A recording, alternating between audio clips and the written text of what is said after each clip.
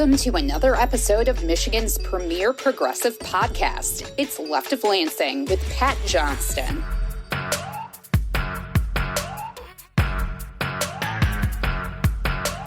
A progressive and populist insight into Michigan's political and cultural world.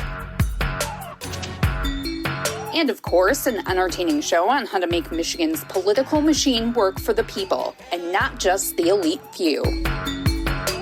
Now, from the Left of Lansing headquarters from his mid-Michigan attic, it's time for the award-winning Pat Johnston. It's all yours, Pat.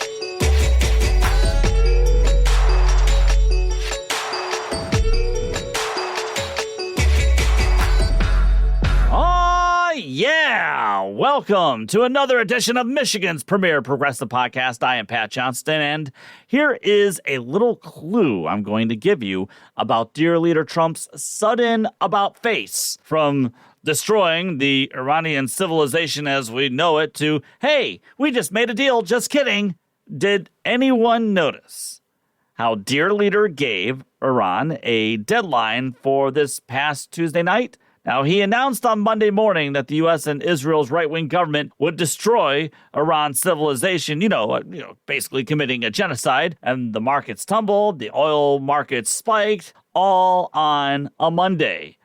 Why not announce that he would destroy Iran's civilization by 8 p.m. Eastern on Monday night? And by the way, 8 p.m. Eastern seems like a convenient primetime spot to begin a genocide on a country we're supposedly liberating, right? But why not Monday night? Why Tuesday night?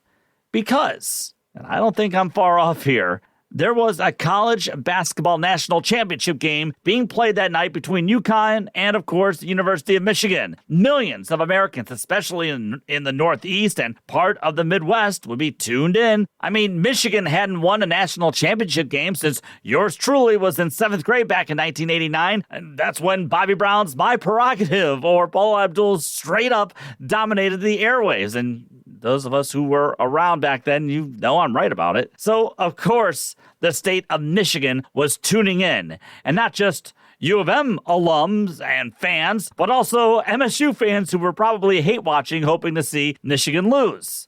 Anyway, dear leader Trump was never going to start a war while having to battle a sizable college basketball national championship viewership. He wasn't. So he and the regime set this arbitrary deadline date and time on Tuesday night when there wasn't anything to conflict or battle with his plans for a little genocide of the Iranian people.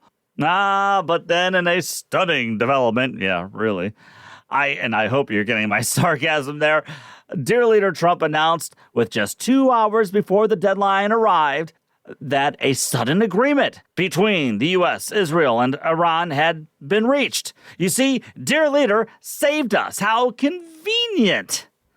Well, of course, he placed another 2-week arbitrary deadline for everyone to watch and prepare for. Why? Because, as progressive talker Tom Hartman wrote on the Substack here this week, dear leader Trump learned while on NBC's The Apprentice back in the 2000s of the importance of rebooting a show every 2 weeks to keep it fresh and to keep the audience always coming back. It always keeps the audience engaged and alert. It's always a reality show for this regime. Now look, I'm pleased there were no massive bombing campaigns to wipe out hundreds of thousands of people.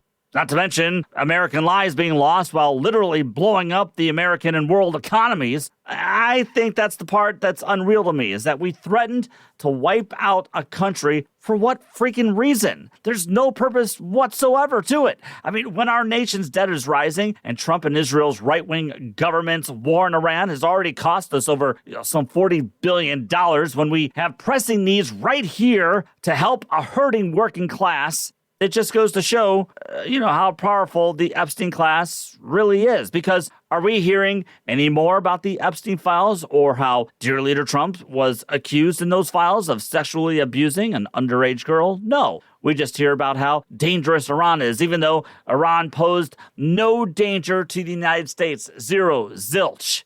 And our European allies don't seem to really be that concerned since they refuse to help Israel and the United States in its little stupid excursion. I mean, think about it. Before Trump and Israel's war on Iran started, the Strait of Hormuz was open, but now it's somewhat open, or I don't know, it could be completely closed. We're getting some mixed reports since this supposed ceasefire is already on shaky ground. And why is it on shaky ground? Because Bibi Netanyahu and Israel don't want a ceasefire. They want to keep the war going, and they basically are bombing the hell out of Lebanon, with nearly 200 Lebanese being killed by Israel's bombings when the ceasefire was supposed to begin. Israel's not going after supposed Hezbollah fighters. They're wiping out an entire country. And our tax dollars, your tax dollars, are paying for this kind of death and destruction by Israel's genocidal government. Oh, and tell me if you're really stunned when I read the following opening paragraph to this AP story, okay? AP reports the following.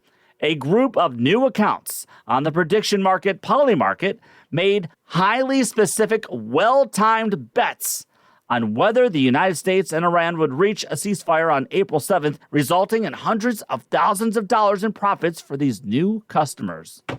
I'll be darned. Some people made some real nice cash betting on a supposed ceasefire between the U.S., Israel, and Iran. You don't think someone had a little insider knowledge and decided to drop some money to get that handsome return? Of course that happened. And in that same AP story, it says, Representative Blake Moon, a Republican from Utah who has introduced legislation to regulate prediction markets, released a statement on Wednesday saying, it's highly unlikely that these are good faith trades. It's much more likely that these are insiders with access to information ahead of the public. Without some kind of restrictions, there's nothing stopping government or military officials from profiting from their positions. Wow. I mean, there's a MAGA Republican from Utah pressing for some regulations on these prediction markets. But hold on a second, hold on. I thought regulations were bad and stifle profits and growth. I mean, that's the same with the oil markets, too. Dear Leader says something one day, oil spikes. Then Dear Leader says the opposite a few days later, and oil futures drop. Someone is making loads of cash, and it's not the working class. Then there was this New York Times story that dropped the other day, and I'm reading this via Dropsite News. At a February 11th Situation Room meeting, Israeli Prime Minister Benjamin Netanyahu presented a four-part pitch for regime change, including a video montage of potential replacement leaders. Appearing alongside Mossad chief David Barnea and military officials, Netanyahu argued Iran's ballistic missile program could be destroyed in weeks. The regime would be too weak to close the Strait of Hormuz. Street protests fomented with Mossad help could trigger an uprising. Kurdish fighters from Iraq could open up a ground front in the northwest. Trump's response, sounds good to me. And the New York Times wrote that even though some inside the regime expressed doubts, like Secretary of State Marco Rubio and Vice President J.D. Vance, Dear Leader said, I think we need to do it. He said that on February 26th, and 2 days later, his war on Iran began. Does that sound like America first to you? And how many more times are we going to allow Bibi Netanyahu to get America sucked in to his Middle Eastern wars? Remember, he did the exact same thing to get us sucked in to the Iraq war. We're getting a clue on just how much weight Israel's genocidal and corrupt right-wing government carries within the Trump regime. Meanwhile, some 355,000 Michiganders could lose their Medicaid thanks to Trump and MAGA Republicans' big, beautiful bill, or otherwise known as the MAGA murder budget. And the Epstein files are wiped off the front pages of the news. I mean, do you think the war machine driven by the billionaire Epstein class is more than pleased today? I think so. leftoflansing@gmail.com is the best way to reach me in long form, although you can follow me and reach me on Twitter, the Gram, Facebook, and Blue Sky. Visit patreon.com/leftoflansing to get the complete show archive and to receive content that you can't just get on the pod. It's free to sign up, so there is no paywall whatsoever. leftoflansing.com is no more, so visit Left of Lansing on Patreon. I'd just like to give a quick moment here to correct the record on something I posted on Twitter this week. I posted a question wondering why Michigan Democratic U.S. Senate candidate for Michigan's open seat, State Senator Mallory McMorrow, hadn't announced her support for the Mop-Up Michigan Ballot Initiative. You know, that initiative which would block energy and gas companies from making direct or indirect contributions to politicians here, which would essentially slow down the money that DTE or Consumers Energy gives to politicians. Well, it was brought to my attention this week that McMorrow has indeed supported that initiative, and I was glad to hear it. And to Mallory McMorrow's people, the invitation is always open for you to appear right here on Michigan's premier progressive podcast.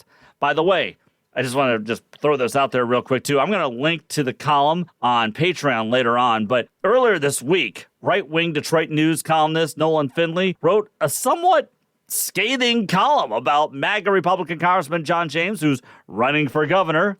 But, of course, you wouldn't know it since John James barely campaigns and refuses to debate other MAGA Republicans running for the same spot. And with billionaire Trump wannabe clown Pat Johnston chewing up the airwaves, John James's campaign is suddenly getting a little anxious. But maybe not too anxious, because John James was seen on a little Turks and Caicos Island getaway with his family recently, which is nice considering we've got a madman in the White House sabotaging the nation's economy with this war of his. And don't forget that Congress left without ensuring all federal employees would get paid thanks to the MAGA Republican Congress and the Trump regime's partial government shutdown because they want ICE to be allowed to continue its reign of terror in American streets.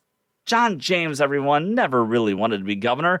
John James was only in this whole thing for the grift and for lavish vacations, apparently. But it wasn't to serve you.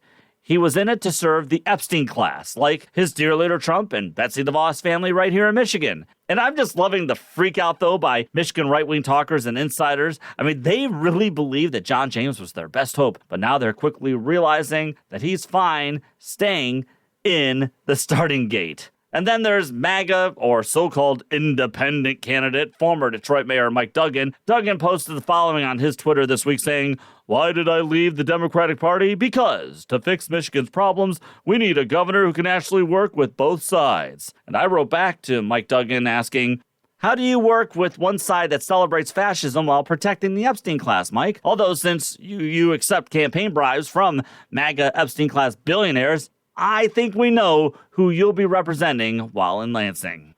I'm surprised that Mike Duggan hasn't responded to me yet. But you know what else is not a surprise? How dear leader Trump's asking for a $1.5 trillion funding bill for defense spending. You want to know why? I have a feeling that this fragile ceasefire, which has already been broken by Israel, isn't really going to last because of that $1.5 trillion. I mean, think about it. If there's no war, then why are we spending over $1 trillion of taxpayer money to fund the Trump regime's Defense Department and defense contractors? Because they need war. Meanwhile, the working class continues to get screwed. Now, this week, Michigan Progressive Democratic Senate candidate Dr. Abdul El-Sayed made a couple of stops at Michigan State University and University of Michigan, and he brought along national progressive podcaster Hasan Piker, Pennsylvania Progressive Congresswoman Summer Lee, who I am convinced is one of the up-and-coming shining stars of the Democratic Party, and Detroit Congresswoman Rashida Tlaib joined them at the UofM rally, and she spoke there and, as always, brought it.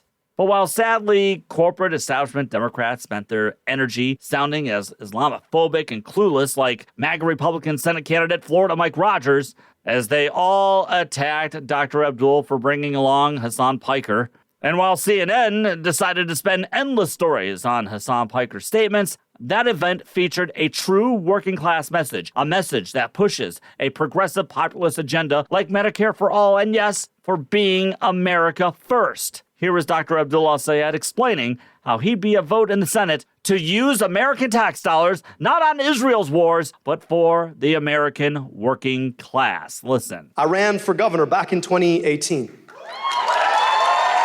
Now,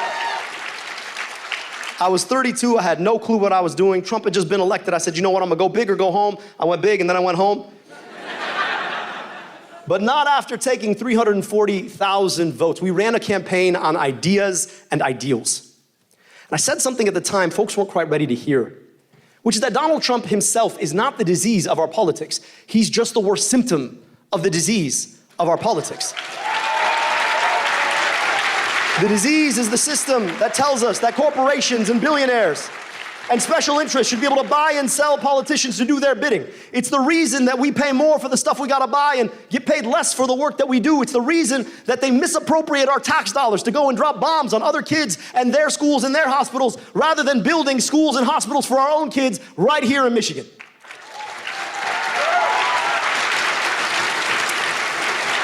For 4 years, we dealt with the symptoms, but we never dealt with the disease. And in this election here right now, we have a choice about whether or not we are willing to stand up against that disease of our politics, to take on corporations where we find them to do our bidding in our politics rather than theirs. It is no longer appropriate for them to pick our pockets simply because we got sick. It is no longer going to be acceptable for DTE to raise our rates faster than 46 other states.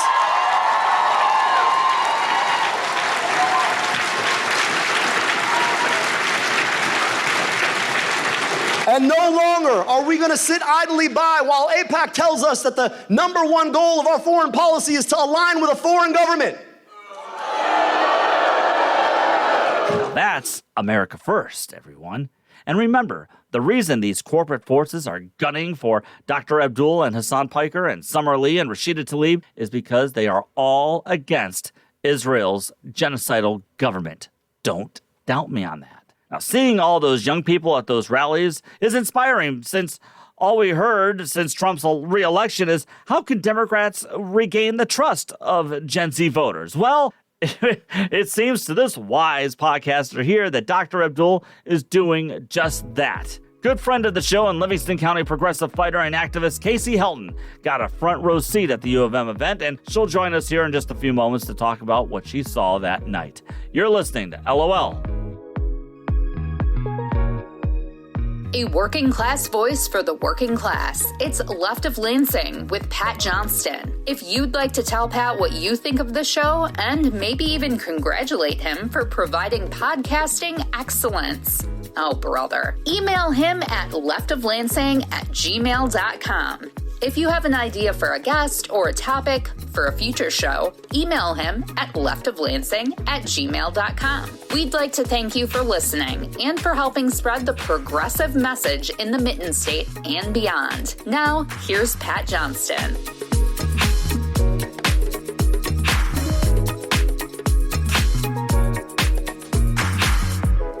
Hey, let me just say a quick thank you to my very good friend Jessica for all of her stellar and superior voiceover work that she provides here on the show to help make the show sound better. She's a lifelong Michigander and cares a lot about what's happening in our state and our country, and Jessica was more than happy to lend her voice on this little project that is run by her good friend. I'll be meeting her for lunch later on this week, and that's where we can catch up on things and where I also pay for lunch as a thank you for all of her diligent work. But you can help me pick up the check, maybe once in a while for our monthly lunches by visiting Left of Lansing's Patreon page and perhaps considering donating to the show there. You can sign up for free. I always say you can sign up for free there to get all the content because I want everyone to be able to see everything that I post there and that I provide for you on Left of Lansing's Patreon page. But there is also a place where you can make, a small $5 donation, or you can make the monthly donation there as well. So visit patreon.com/Left of Lansing. All right. I wanted to catch up with our good progressive friend from Livingston County, Kasey Helton, because Kasey got to attend the University of Michigan rally featuring progressive Democratic Senate candidate Dr. Abdul El-Sayed, national progressive podcaster Hasan Piker, Pennsylvania progressive Congresswoman Summer Lee, and a visit from Detroit progressive Congresswoman Rashida Tlaib, amongst others. And I just wanted to get Kasey's firsthand take on what she thought about the rally, and I'm glad that she was able to squeeze us in here in her busy schedule to talk with us. So Livingston County progressive fighter and voice, strong working class fighter, ardent union supporter Kasey Helton, thanks so much for coming back to share your experience at the rally. How are things going? Great, Pat. Always a pleasure. Thanks for having me on. And don't forget, Congresswoman Debbie Dingell was there in the audience as well, which generated a bit of controversy. She didn't speak, but she was sitting in the back. She walked right by me as I was coming in. Actually, I was in line in the building. We waited for over an hour to get in. And yeah, she walked right by me. I said, hey, that's Congresswoman Dingell. Was surprised to see her there. I was going to ask you, so you did see her before the event started? Yeah, she was. Yeah, she walked right by. It's interesting that she was there. Hopefully she'll support Abdul. Yeah, that's what I was wondering. Do you think she was just there because of his obviously that's her district, right? So I could see that's maybe one reason why she was there. Do you think she was just checking it out to maybe possibly give her endorsement to him sometime? Maybe. I mean, let's be honest, Pat, this event was the talk of the town. I mean, the line was literally wrapped around the building. I was midway and there was a whole bunch of people in front of me and a whole bunch of people behind me. Yeah, and it was great energy. Yeah, I was going to say, I saw your pictures and I saw pictures that others were posting on social media that evening. And not a surprise to me that we were seeing those kinds of lines. If you don't mind, Kasey, I'm just going to share with everyone, something that you and I texted once, this whole so-called controversy started after this rally was announced, because I knew, and I think I said this to you, that I knew that many establishment corporate Democrats were just going to lose their collective minds over how Dr. Abdul was bringing Hasan Piker aboard for these rallies at both MSU and UofM. And I think I told you that it made sense to me, since Hasan is, a strong progressive voice who also reaches young people. I mean, good God, Kasey, Democrats have lamented ever since losing the 2024 election how they lost some Gen Z voters, especially young male Gen Z voters. And Piker gets a significant Gen Z audience. But what I said to you is that what I liked about this was that Dr. Abdul got everyone reacting to him, everyone being establishment Democrats, MAGA Republicans, MAGA influencers. And they're reacting, I believe, because they understand how a strong, progressive, working class movement puts a lot of their jobs in jeopardy. What do you think? Yeah, I'm trying to figure out the Democratic establishment party, if they want voters or they don't want voters right now. The pushback to this has been very bizarre to me. I just read another poll yesterday, like 80% of Democrats in the party oppose funding to weapons for Israel. If this were reversed and it were Republicans, which it's not, Republican establishment types would be highly responsive to that. They would be, because they're always traditionally responsive to what their base wants. But I feel like we don't get that same treatment in the Democratic Party. Like there are establishment leaders that almost have contempt for the base. And I don't really understand that. They want their rank and file Democrats in the party, people like you and me and others who vote Democrat, to follow how they feel things should be. And in this economy, that's just not realistic anymore, Pat. We cannot afford, where people are struggling to pay their medical bills, their groceries, their gas. We can't afford to be putting Israel as top priority. And that's what Hasan Piker emphasizes. That is the real reason. That is the actual reason, not this cancel culture sort of ridiculousness that I think people are tired of. There are spokespeople who were at Kamala's convention, by the way, who have said far more profane things.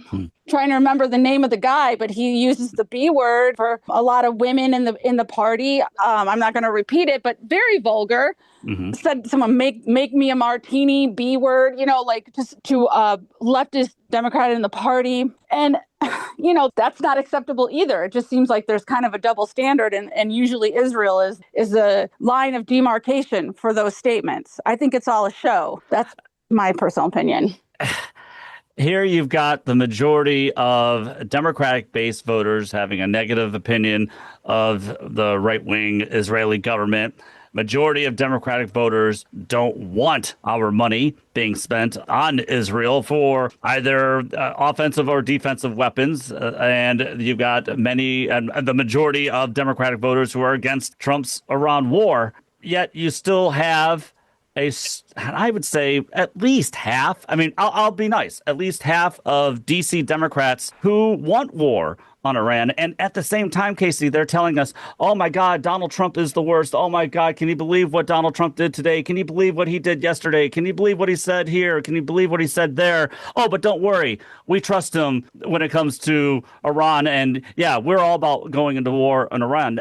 That is such a disconnect, and it's not sustainable for them. And I don't know. It can't just be the AIPAC money. I don't know who's telling them, hey, just keep doing this and you're going to be able to keep your job. Well, I think that some Democrats are ardently pro-Israel. And I think there are other Democrats, and I would put Mallory McMorrow in this category, who are running on a Trump is bad platform. She was making a speech yesterday at the same time Abdul was giving his rally and talking about basically just a speech that completely lacked any substance beyond Trump is bad. And these type of candidates, I think, are kind of sitting back and resting on their laurels and saying, well, Trump is going to do such a bad job, and then that's going to let us come in and do our thing, which is nothing, really. I mean, just do nothing Democrat, I guess. Incrementalism, policies that don't make sense to people. They're not properly messaged, they're technical, they're not really accessible to people on their face. If you have to take more than like 1 or 2 steps to explain it to the average person, they're not going to understand it. And that's the problem we've had with a lot of things like Obamacare, for instance. But these Democrats, I think, are hoping that Trump will mess it up so bad. But this is not taking a moral stance on the war. And that's what people want to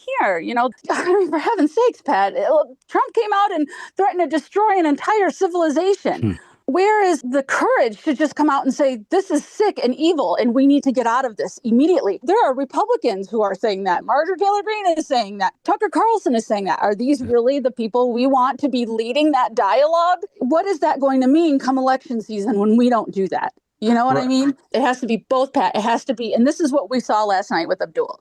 What I observed personally being there is that he makes both a moral case and he says, this is what I'm going to do to stop it. Now, he acknowledges he is only one man. He can't obviously change everything. But the thing is, if we can build a collective of voices in the Senate and in the House, things can start to move. And I really hope that people understand that. What was the makeup of the crowd that you saw there Tuesday night? It was a lot of young people. Okay, Pat, I'll be 49 at the end of April. And so I was in my 20s, like during 2008 for Obama, like late 20s. I dare say it had that similar energy that I have not seen in a while. And that was very exciting. But there were a few over 40 ladies there, too. I got to meet some of my favorite influencers who were there. And that was women who I followed on TikTok and Insta. And that was great. It was an enthusiastic blend of people. And they were all, they weren't all there for Hasan Piker. I made a tweet on X today, whatever, where there were 2 students in front of me in line. And a reporter came up to them and asked one of them, it was a young man, in the course of the on-the-street interview, are you here for Abdul El-Sayed or are you here for Hasan Piker? And he said, I've heard of the guy, I've heard of Hasan Piker, but I'm here because Abdul El-Sayed supports Medicare for all. And this kid, he had a UofM band jacket on. He's a student. He's obviously here for Abdul. So I think a lot of this is just overblown. Right. And again, I think that was the reason why they decided to do this was that they have to reach out to the youth vote. And like I said in my open that, Hasan Piker, he does have a strong following with younger working class Americans. So it just made perfect sense to bring him aboard. And like you said, this whole cancel culture stuff that we're seeing.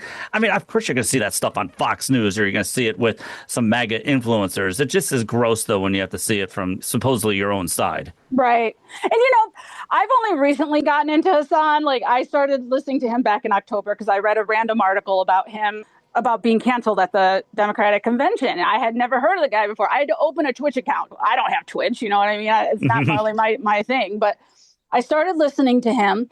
He streams for hours and hours a day. Yes, he does. And I think in a situation like that, it's very easy to take clips out of context. And there's been a lot of people who have gone on and shown that this is actually out of context.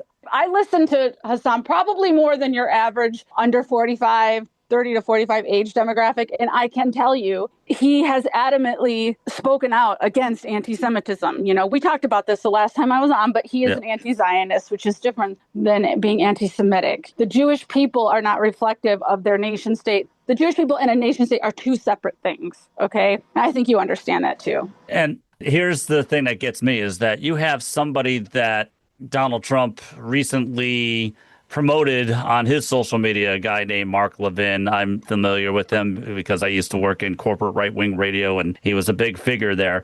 Mark Levin just the other day said, you know what, maybe nuclear annihilation of Iran, not the worst idea. It will save American lives in the long run, so not bad. Right.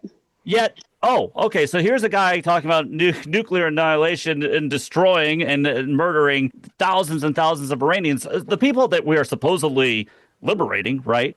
But we're going to sit around and parse every single word that Hasan Piker says, really, it just fires me up because I think the main reason that there's all this vitriol against him, especially with some establishment Democrats, is because he is not for the Israeli government, like you said. Right.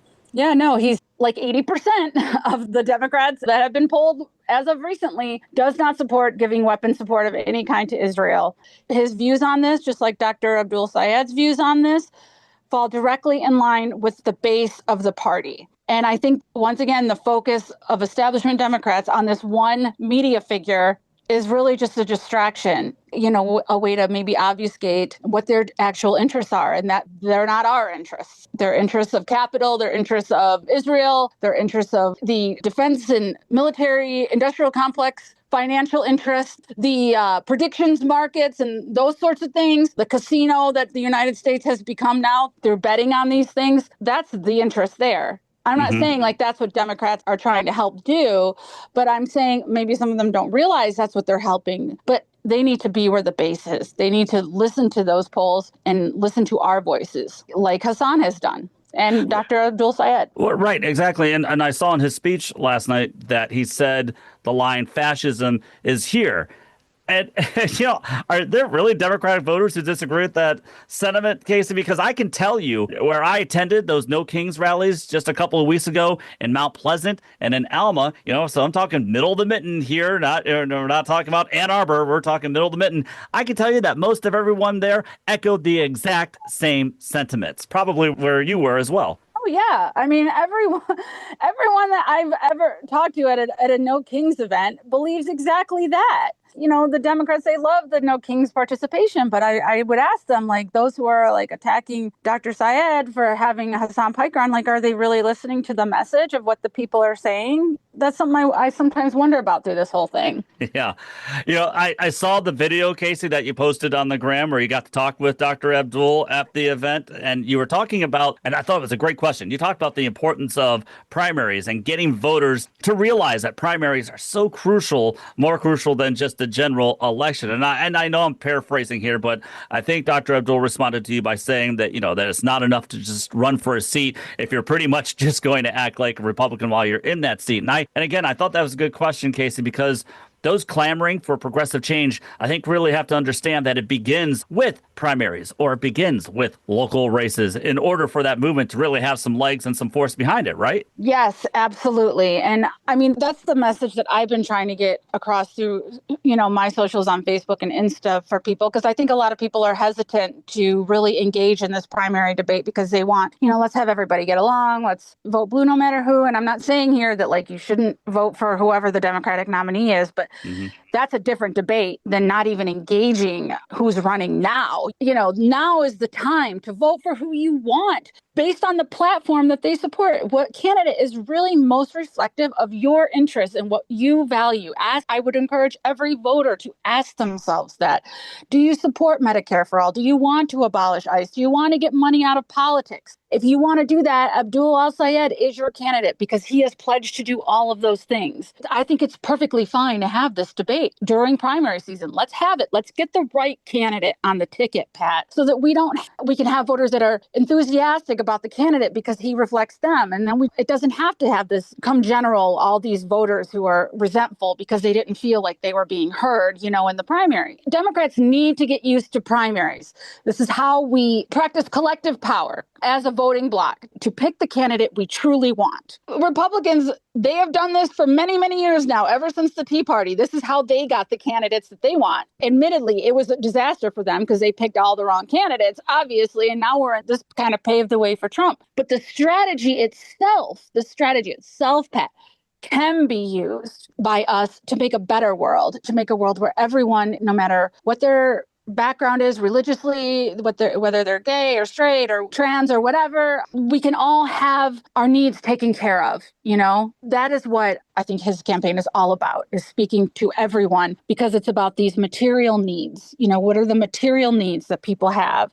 Healthcare, food, paying their bills, the environment, speaking out on data centers, things like that, unions, worker power. That's what he's about. I think that's also sort of what Detroit Congresswoman Rashida Tlaib was kind of saying as well during that rally when she said, if we can get Dr. Abdul in office, then we won't have to worry about having to work him over to do the right thing when it comes to supporting Medicare for all or opposing sending arms to Israel or supporting a working right agenda or opposing those from the fossil fuel industry. She said something to the effect that, hey, we won't have to worry about that stuff because we'll know exactly where he stands. Exactly. I agree with that. Her speech was so powerful. I've never heard Congresswoman Tlaib talk before, like in a speech in a room with her. I've never heard that. And she was so powerful. And also Summer Lee, like they were amazing speakers. I can really see why they have such fired up supporters, because I've never heard politicians speak to the people like that before in a way that really just ignites them. It was very inspiring. I was so glad to be there. I really was glad I had the opportunity to attend this event. And I'll be at convention, and hopefully I'll get to see some of these same faces again. Just real quick, just because it's on the top of my mind, Western Pennsylvania is kind of like a second home to me, and we love Pittsburgh so much. So I know a bit about Congresswoman Summer Lee, and she had to take on the establishment in her state to win a primary. And then, of course, she destroyed the Republican in the congressional race. I'm wondering, why isn't she more of a face of the Democratic Party? I mean, she's a strong voice for the working class, strong progressive voice. Like you said, dynamic speaker. I wish they would actually put her out there more and have her be the face of the party at times. I absolutely agree. We need these people, excellent speakers, people who are committed to the interests of the people. But again, this gets back to this whole notion, Pat, where I think, establishment leaders at the higher levels are like afraid to really hand over the reins to this younger generation of leadership because I don't know if they're worried they just won't be able to kind of like control the messaging, or I don't know what it is really, Pat. But I mean, we have to start learning as Democrats to go where the people are. And that is what these candidates and our representatives are doing. Congresswoman Tlaib, Summer Lee, Abdul El-Sayed, these candidates, they are going to where the people are no matter, and having tough conversations with people who disagree with them as well. And that is what it's going to take to win and to turn this country around. So I hope I'm going to see a lot more of Summer Lee. She's won a new fan as of last night. What can I say? All right. And finally, you said you're going to be at the Michigan Democratic Party convention here? Yes, I am. I'm going with my union, SEIU Healthcare Michigan. We are endorsing Paul Brown and Amir Makhled for UofM Regents. Paul Brown has been an enormous fighter for our unions on the Board of Regents for our contract that is coming up for renewal here next year. And we're taking a bus. We're unofficially calling it the Paul Brown Express because he's been there for us, like in his honor for the work he's done. And we are huge supporters of Amir Makhled as well. So we're going to convention to really support them so that they hopefully will get on the ballot. All right, cool. We'll follow all that. Oh, hey, one more thing. Alyssa Slockett said that she's considering maybe running for president. I'm guessing that really fires you up. Oh, yeah. I'm not sure who's asked for that. I certainly haven't been asking for that. I mean, I guess more power to her, but I really don't think that she really reflects where the energy is at in our party right now. I mean, I just don't see a lot of people out there screaming like, what we need is more sensible centrism. You know what I mean? I just don't hear that. I hear a lot of FIs. I hear a lot of Trump is a dictator. I hear a lot of like, no arms to Israel, but I don't hear a lot of shouts for rational centrism. So right. I guess, good luck, lady. That's all I got to say to that. All right. Hey, on that note, we'll leave it there. Hey, thanks, Kasey, for giving us some time here to share your experience on that rally at University of Michigan with Dr. Abdul El-Sayed and Hasan Piker and Summer Lee and Rashida Tlaib. I was glad that you got to be there and hope things go okay at the convention as well. And we'll catch back up here soon. Oh, and by the way, since you said your birthday is coming up, mine is as well. So we are April birthday. So let me just say Happy birthday to you. Happy birthday to you as well, Pat. And want to have me on for a post-convention report, I'd be happy to come back anytime. Awesome. Cool. Hey, then I'm going to keep you to that. All right. All right. Thank you, Pat.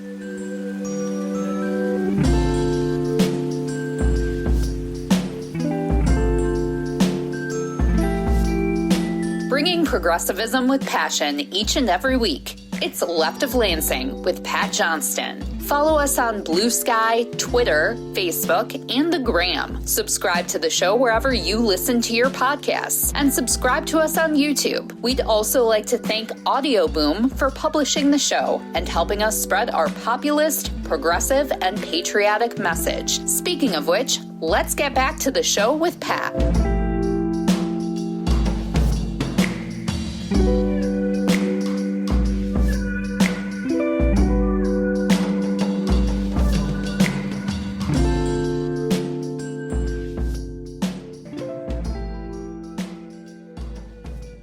Hey, special thanks to Kasey Helton for changing around her already busy schedule to share her experience at that Dr. Abdul El-Sayed's awesome rally at the University of Michigan. Coming up next week, progressive Democratic congressional candidate for the 7th Congressional District, which is Kasey's district in Livingston and Ingham counties, William Lawrence will visit Michigan's premier progressive podcast again. Now, William is gaining some steam in that race, a race where, once again, the Democratic establishment would rather have William's Democratic opponents than William himself. But the people in that district are saying differently. And like Dr. Abdul, William Lawrence believes in no more Iran war, the need for Medicare for all, no more money for Israel, more money for Michigan, and yes, to abolish ICE. Plus, William Lawrence also played a key role in helping stop a data center from being built in Lansing here. So we'll talk to William Lawrence next week. Then, in 2 weeks, I'll talk with another progressive Democratic congressional candidate, Aisha Faruqi, in Michigan's 11th Congressional District. And yes, that is Haley Stevens' seat, as Miss AIPAC herself is leaving that seat to run for that Michigan U.S. Senate seat in the Democratic primary. And speaking of Haley Stevens, she appears to be falling in the polls against Dr. Abdul and Democratic State Senator Mallory McMorrow. And judging from those polls that Kasey mentioned showing how Democratic voters have such a negative view on the Israeli Netanyahu government, I personally don't see a path or an angle for Haley Stevens, who is unabashedly a proud AIPAC supporter. Which leads me to this week's poll. Would you ever support a candidate who accepts AIPAC or pro-right-wing Israeli government super PAC money? You can vote on Twitter, YouTube, or Left of Lansing's Patreon page, and I'll share those results next week. Last week's poll asked you if you believe the Trump regime should restrict mail-in voting, and shockingly, 100% of you said nay on that one. Okay, I guess I should have expected that.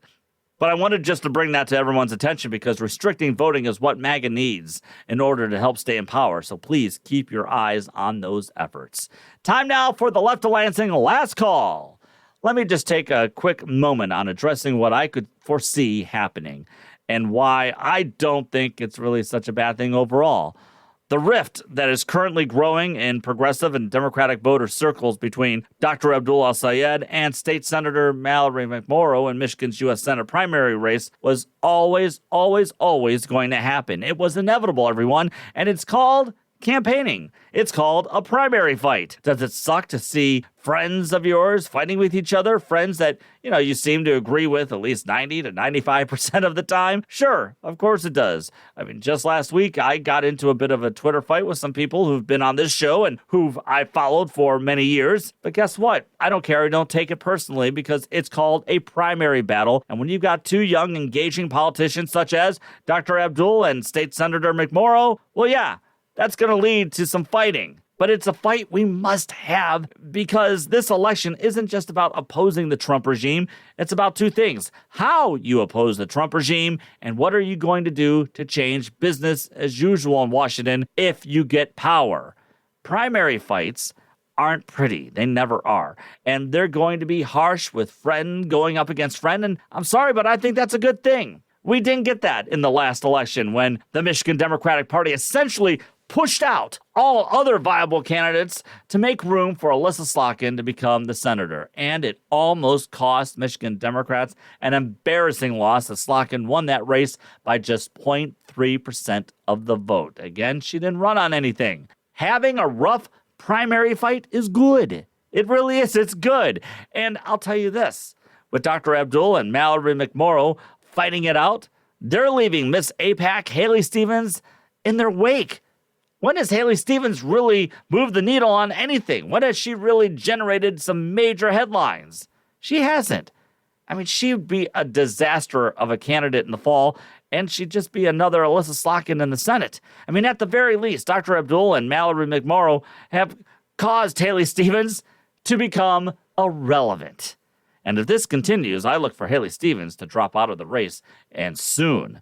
But this was always inevitable, this fighting between Dr. Abdul and Mallory McMorrow's people. It was inevitable, and it's only going to get worse, I'm afraid. However, unlike Nancy Pelosi, who lamented for years how Democrats primarying Democrats was wrong, well, guess what? We know she was wrong. We know it's right. You're listening to Left of Lansing. Music for the show and everything else on Left of Lansing is provided by Wanderbeats. To hear the latest project and complete music archives, check out Space Leopard on your favorite streaming site or subscribe to Space Leopard on YouTube. Now, back to our favorite progressive voice in Michigan. It's Pat Johnston.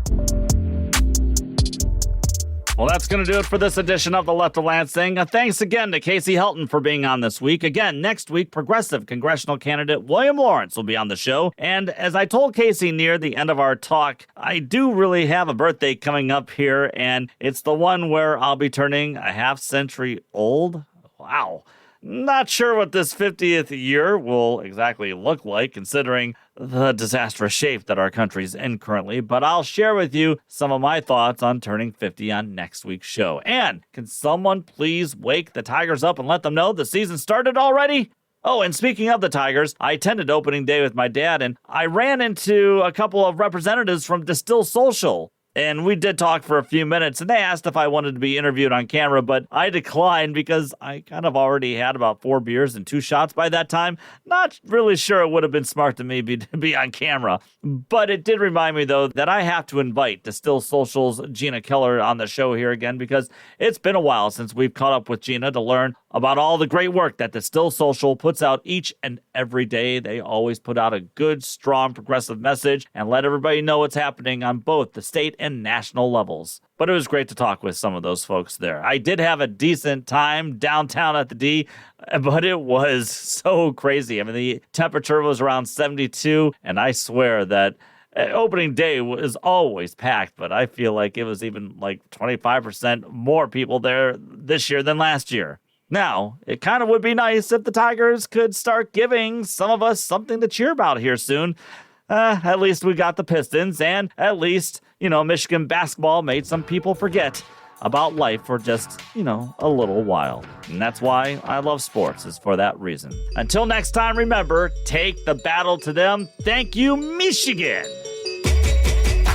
You've been listening to Left of Lansing with Pat Johnston. Left of Lansing was produced by Pat Johnston, brainstormed by Pat Johnston, researched by Pat Johnston, written by Pat Johnston, edited by Pat Johnston, and yes, hosted by Pat Johnston. Technical assistance by Dr. Heather. Thanks to our good friend Rich for website assistance, and thanks to our good friend Kirsten for the awesome podcast logo. We thank Audio Boom for publishing the podcast every week. Visit leftoflansing.com for more news and information. Thanks again for listening to Michigan's premier progressive podcast, and we'll talk with you again next week.